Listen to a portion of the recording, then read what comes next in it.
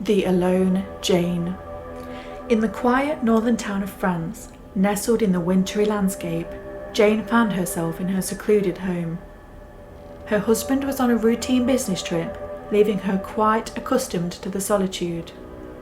The neighbours were distant, making the howling wind and eerie silence her only companions. It was 1982, and that particular night, a chilling darkness descended earlier than usual, casting long, eerie shadows across the landscape. As Jane huddled by the fireplace, a sudden knock on the door shattered the tranquility. Her heart skipped a beat. She cautiously approached, hesitating to peer through the frost-covered glass. The telephone, her lifeline to the outside world, lay eerily silent that night, rendering her isolated. She squinted to catch a glimpse of who could be standing outside, only to discern a massive, shadowy figure. The silhouette resembled a large, imposing man with a peculiar mask or what seemed to be a deformed face. Fear gripped Jane's heart, her mind racing as she struggled to devise a plan in the absence of anyone to call upon for help. The wind howled outside, echoing her rising panic. For a moment, she stood, frozen, contemplating her options. The sound of the knocking persisted, growing more urgent and insistent. Dread weighed heavily upon her. The darkness seemed thicker, suffocating. With trembling hands, she crept towards the kitchen, her mind racing for a means to protect herself in this harrowing situation. Rummaging through drawers, she grasped a hefty kitchen knife, her grip tightening around its handle. The knocks echoed louder, more forceful. Heart racing, Jane contemplated her next move. Should she confront the mysterious figure, or should she barricade herself and wait it out, hoping it was just an unwanted visitor? As she inched backwards towards the door, her heart pounding, a sudden crash reverberated from the rear of the house, startling her. The masked figure continued its persistent knocking, sending shivers down her spine.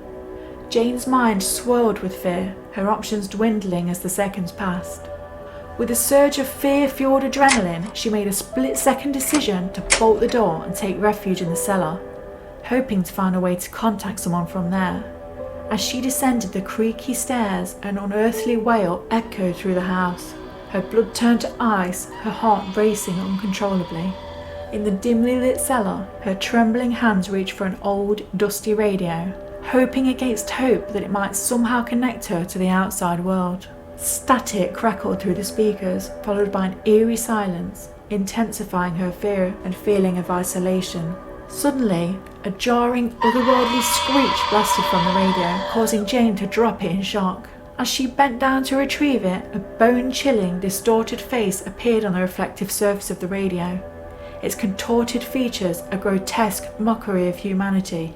With a blood-curdling scream, the face morphed and lunged towards her, accompanied by a deafening crash from the cellar door, which was now being forced open. The sudden horror hit her like an electric shock, sending her reeling in terror. Her heart felt as though it might burst from her chest as she stumbled back, her breath caught in a strangled gasp. The realization that she was utterly alone, trapped in the clutches of something unexplainable, gripped her with paralyzing fear. In that instant, the lights flickered and then died, plunging the cellar into an impenetrable darkness. The air was thick with an unidentifiable presence, an eerie stillness that suffocated her senses. Trembling and breathless, Jane was consumed by the horrifying realization that she might never escape this unfathomable nightmare. Thank you for listening today. Stay safe out there. Join us In the next video. and don't get too spooked.